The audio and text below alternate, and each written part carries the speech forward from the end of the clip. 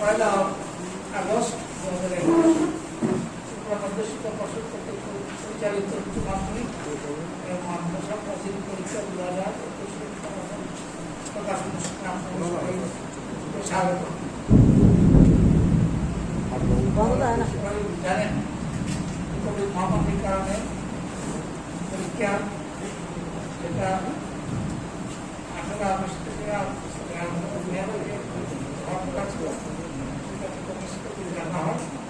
পরে এটাকে বাতিল করা হয়। একটা 10 সদস্য গঠন করা হয়, যাদের সিদ্ধান্ত মাফিক উচ্চ মাধ্যমিক এবং মাধ্যমিক মাদ্রাসা আলিম সবগুলো পরীক্ষা নেন হয়। এখানে কমিটিতে ছিলেন 2 জন বিদ্যালয় শিক্ষক, 2 জন বিদ্যালয় প্রধান, 2 জন কলেজ অধ্যক্ষ, পর্ষদের 2 জন আধিকারিক, 1 জন রাষ্ট্রপতি। উক্ত কমিটি প্রথম পর্যায়ে মাধ্যমিক, উচ্চ মাধ্যমিক এবং সমগ্র মাদ্রাসা নিয়ন্ত্রণ পদ্ধতি ঘোষণা করে। দ্বিতীয় পর্যায়ে পরীক্ষাগুলোর কন্টিনিউ ঘোষণা করে। কিন্তু ইম্পর্টেন্ট হচ্ছে দুইটা বিদ্যালয় কর্তৃক প্রেরিত নাম্বারে বিশেষ করে উচ্চ মাধ্যমিকের পরীক্ষার মূল্যায়নে বেশ কিছু অসংখ্য নজরে আসার পরিপ্রেক্ষিতে উচ্চ মাধ্যমিকের নিয়মিত পরীক্ষার্থীকে নম্বর প্রদানের পদ্ধতিতে কিছু পরিবর্তন সুপারিশ করে। এই সকল সুপারিশের ভিত্তিতে আর বছরের 2021 সালে মাধ্যমিক পরীক্ষা প্রকাশন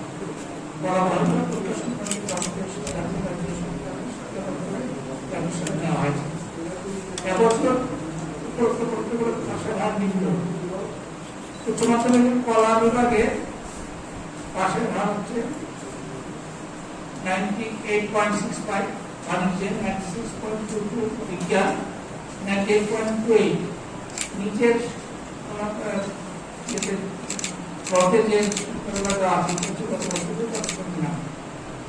মাদ্রাসা ফাজিল আর্টসের পাশের হার হচ্ছে 87.50, আর থিওরিতে হচ্ছে 88.22। এই বছরের পরীক্ষা 2019-2020 সালে রাজ্যের বিদ্যালয়ের বিরুদ্ধে চালু হওয়া এনসিইআরটি সিলেবাসের প্রথম ব্যাচের ছাত্রছাত্রীদের প্রথম ভর্তি।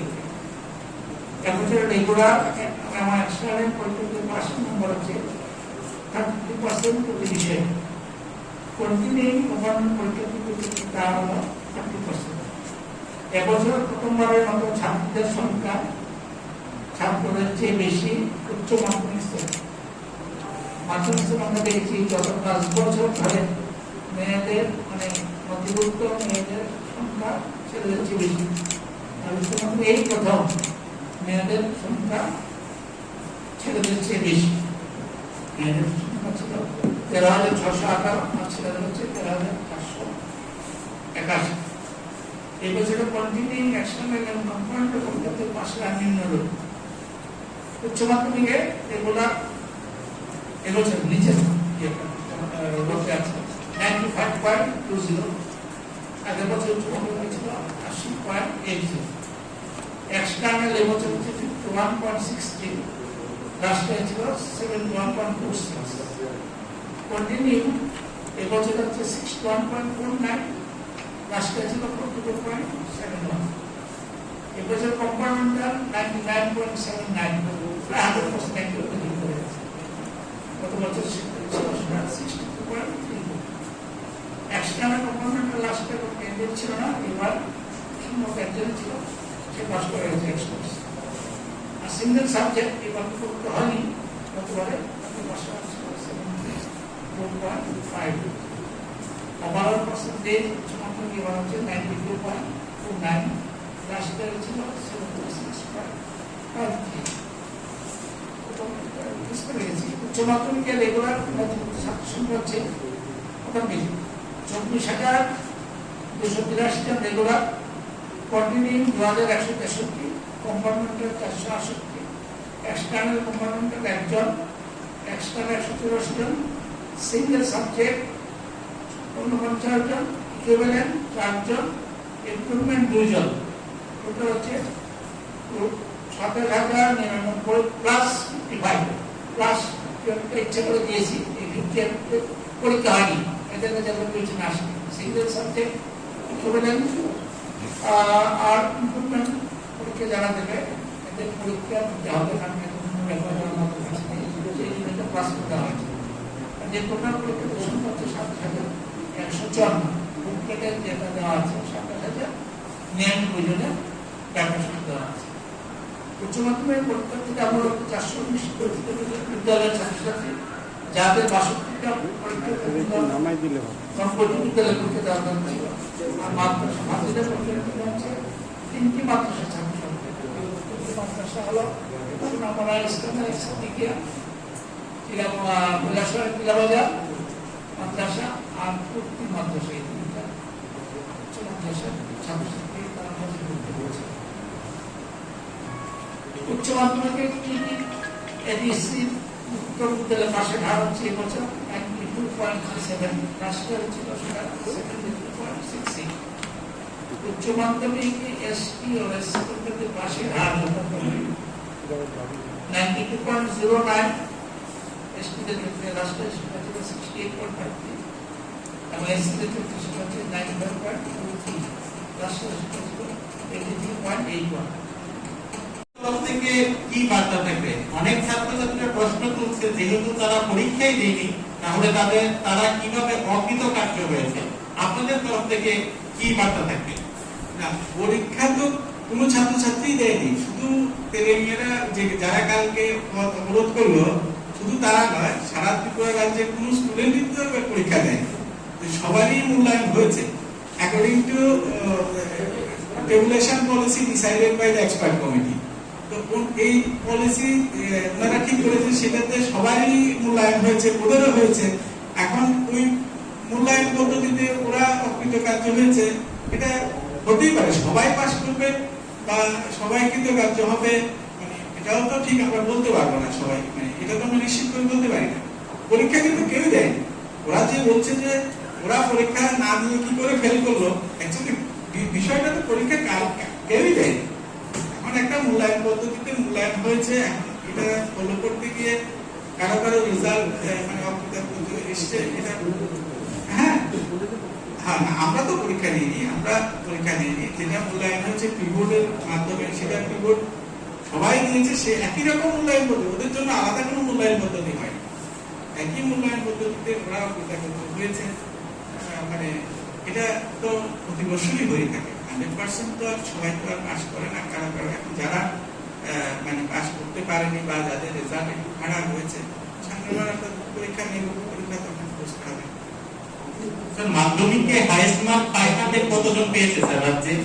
এটা মানে এটা জানতে গেলে আমাকে তো র‍্যাঙ্ক বার করতে হবে, র‍্যাঙ্ক যেহেতু আমরা করছি না এক্স্যাক্টলি, মানে আমি এই মুহূর্তে আজকে বলতে পারবো না, যখন মার্কশিটটা আমরা ডিস্ট্রিবিউশন করবো তখন আমরা বুঝতে পারবো। তো এখানে আমি আরেকটি কথা বলে রাখছি যে গতকালকে আমরা যেটা রেজাল্ট পাবলিশ করলাম সেখানে মাদ্রাসা আলিমেরও ছিল, মাদ্রাসা আলিম কিন্তু মানে 800 পরীক্ষা হয়, তাদের রেজাল্ট কিন্তু 800 হয়। তো আর এমনিতে আমাদের অন্যান্য মানে স্টুডেন্ট যারা তাদের হয় 500। তো সুতরাং ওদের মানে মার্কস কিন্তু অনেক সময় 500 বেশি থাকতে পারে, এটা আমি আপনাদের জানার জন্য বলে রাখছি। আবার একই রকম ভাবে আজকে আমাদের যে হায়ার সেকেন্ডারি সেখানেও দুই ধরনের মার্কস থাকবে, মানে আমাদের বোর্ডের যে মানে জেনারেল স্কুল যেগুলো আমাদের সেখানে 500 এর পরীক্ষা, আর মাদ্রাসা ফাজিল মানে কোর্সে মাদ্রাসা থিওলজি আর আর্টস সেটাতে কিন্তু 600 এর পরীক্ষা। তো সেই ক্ষেত্রে যদি 600 আউট অফ 600 যদি কোনো স্টুডেন্টের পারফরম্যান্স অসম্ভব ভালো হয়, সেক্ষেত্রে কিন্তু 500 এর বেশি হবে তার মার্কস। তো এটা মানে আপনাদের জানার জন্য আমি একটু জানিয়ে রাখছি। স্যার এমনও হয়েছে রেজাল্ট চেক করার সময় অনেক স্টুডেন্ট রয়েছে তারা 1000 পেয়ে গেছে। হ্যাঁ, এই ব্যাপারটা আমার আজকে সকালবেলা নলেজে এসেছে, আমি একটা পেপারে দেখেছি, এটা আপনাদের জানানোর জন্য আমি বলছি। এই নিউজটা কিন্তু সত্য নয়।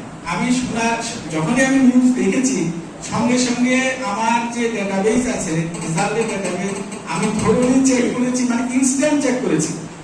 মানে আপনাদের আমি বলছি যে আমি ইনস্ট্যান্ট চেক করেছি, মানে এরকম কোনো ইস্যুই নেই। কারণ 1000 থাকতে গেলে 1000 মানে 4 ডিজিট হবে, আমার মার্কসের ডিজিট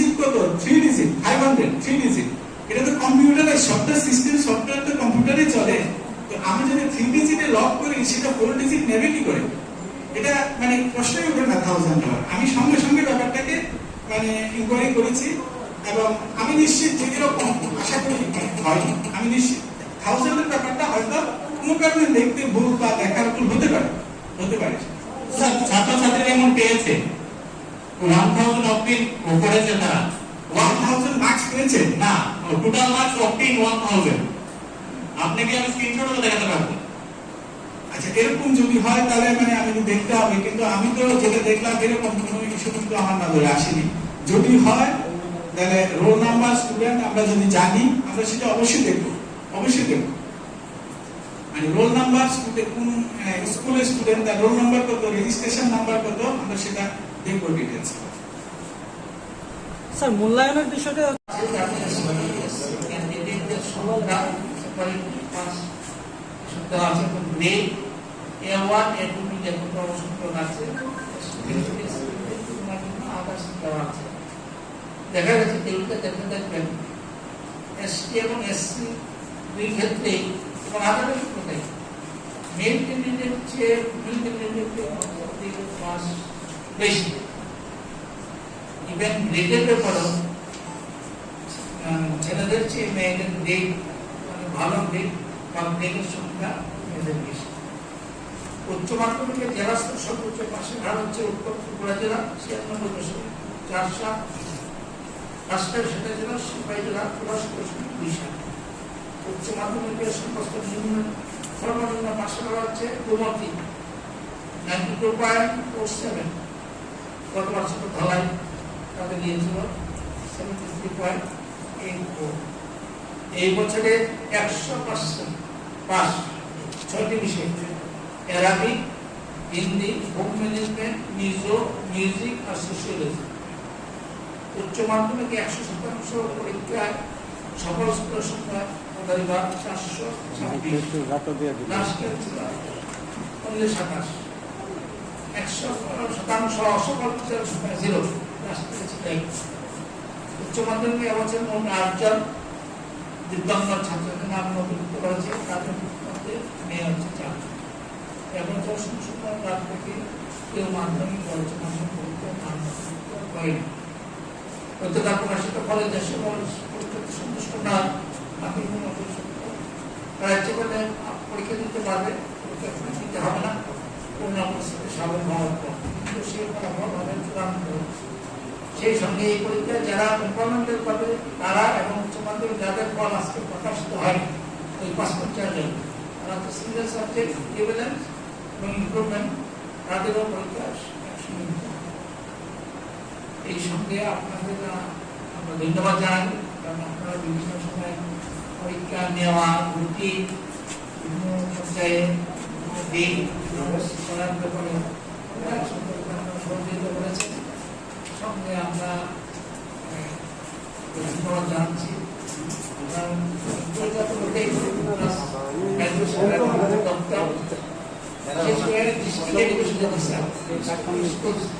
তারা বিভিন্ন ডাটা সার্ভে করে দিয়েছেন, এছাড়াও আমাদের বিভিন্ন সাহায্য করেছেন। ধন্যবাদ। সঙ্গে আমাদের স্মরণ করে দিতে চাই, বোর্ডের ডাটা মানে নাম্বার ইস্যু দেওয়ার কিছু কিছু বিদ্যালয় থেকে বেশ প্রথম লক্ষ্য করে বারবার রিমাইন্ডার দিয়ে মানুষের থেকে 10 নাম্বার বের করতে হয়েছে। কিন্তু একেবারে নগণ্য নয়, জানিয়ে রাখতে ধন্যবাদ।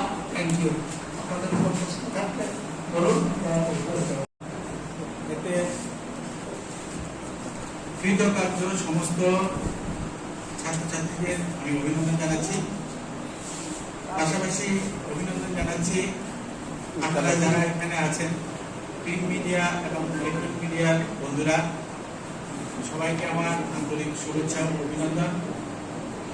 আমি অভিনন্দন জানাচ্ছি আমাদের মধ্যশিক্ষা পর্ষদের এই যে সারা বছরের যে আমাদের ক্রিয়াকলাপ, এর সাথে যুক্ত প্রতিটি অফিসিয়াল, প্রতিটি ডিস্ট্রিক্ট এডুকেশন অফিসার থেকে লেভেল থেকে শুরু করে স্কুলের হেডমাস্টার মশাই বা বিভিন্ন শিক্ষকরা বা সেকেন্ডারি এডুকেশনের দপ্তরের সমস্ত কর্মীরা যারা আমাদেরকে সর্বতভাবে সারা বছর বিভিন্নভাবে সাহায্য করে থাকেন। আমি ধন্যবাদ জানাচ্ছি আমার পর্ষদের সমস্ত এমপ্লয়ি যারা সারা বছর তাদের নিরলস পরিশ্রমের দ্বারা আমাদেরকে আজকে এই রেজাল্ট পাবলিকেশন পর্যন্ত জায়গায় আসতে সাহায্য করেছেন।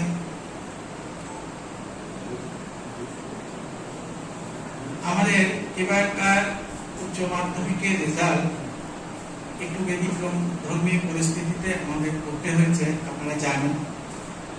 আমি এই বিষয়টিকে একটু বলি। অন্যান্য বছর আমাদের পরীক্ষা হয়, আমরা এক্সাম নিই, খাতা দেখা হয়, খাতা দেখে যে মার্কস হয় সেই মার্কসের ভিত্তিতে আমরা রেজাল্ট করে থাকি। এটা অনেকটা গতানুগতিক একটা পদ্ধতি, কিন্তু এবার কোভিড-19 পরিস্থিতির জন্য আমরা পরীক্ষা নিতে পারিনি। পরীক্ষা না নেওয়ার সাপেক্ষে মূল্যায়ন কি করে হবে, রেজাল্ট ছাত্রছাত্রীদের রেজাল্ট কিভাবে প্রকাশ করা হবে, এই জন্য ত্রিপুরা সরকার একটি এক্সপার্ট কমিটি গঠন করে দেয়। ওনারা ওনাদের বিভিন্ন মিটিং এর মাধ্যমে যে পদ্ধতি ওনারা ঠিক করেছেন, আমরা সেই পদ্ধতি অনুসরণ করে উচ্চ মাধ্যমিকের রেজাল্ট, মাধ্যমিকের উচ্চ মাধ্যমিকের দুটোই আমরা রেজাল্ট পাবলিশ করলাম আজকে।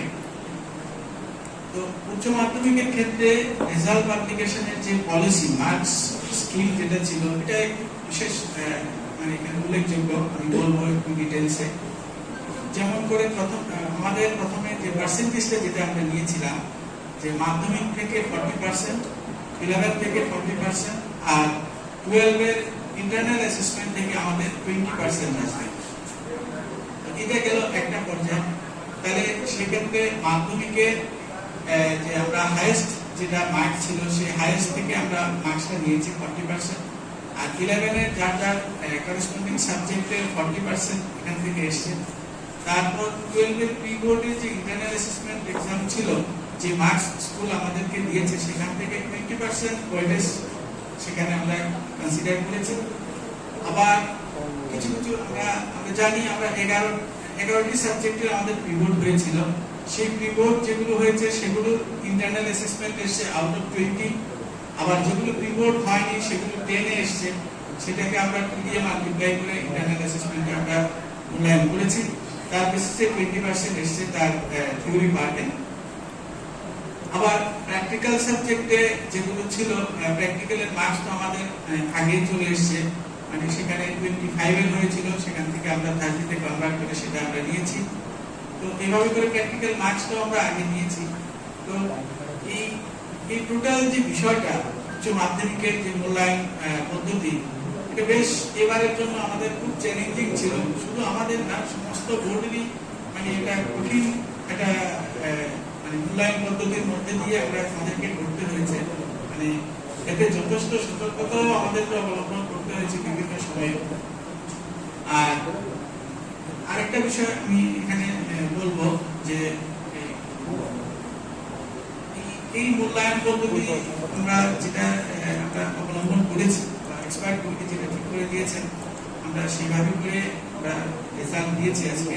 যদি কোনো স্টুডেন্ট বা স্কুলের শিক্ষক যদি মনে করে বা দেখেন কোনো অসঙ্গতি কোনো কিছু যদি থাকে, যদি কোনো থাকে, আমরা আশা করব এমনটা হওয়ার কথা না। যদি কোনো কারণে 1-2 জনের ক্ষেত্রেও যদি কোনো রকম অসঙ্গতি থাকে, মার্কস পোস্টিং করতে গিয়ে যদি অসুবিধা হয়, আমরা রিকোয়েস্ট করবো ওই সমস্ত স্কুলের হেডমাস্টার স্যারদের যে আপনারা যে সমস্ত মার্কসগুলো, যে ফরম্যাটে মার্কসগুলো আমাদেরকে জমা দিয়েছে, সেই মার্কসের একটা থার্ড কপি আপনাদের কাছে রয়ে গেছে, বা অন্যান্য যা ডকুমেন্টস লাগে সেগুলো নিয়ে আমাদের সঙ্গে একটু যোগাযোগ করবেন। আপনারা সরাসরি পর্ষদে চলে আসবেন, আমরা ইমিডিয়েট আপনাদের সমস্ত প্রবলেমগুলো সলভ করার চেষ্টা করব। এটা একটা দিক। এটা আমি আপনাদের মাধ্যমে আমাদের সমস্ত ছাত্রছাত্রী বা বিদ্যালয়ের প্রধান শিক্ষকদের, অন্যান্য শিক্ষকদের দৃষ্টি আকর্ষণ করব। তারপর আরেকটা বিষয় বলবো, স্যার বলেছেন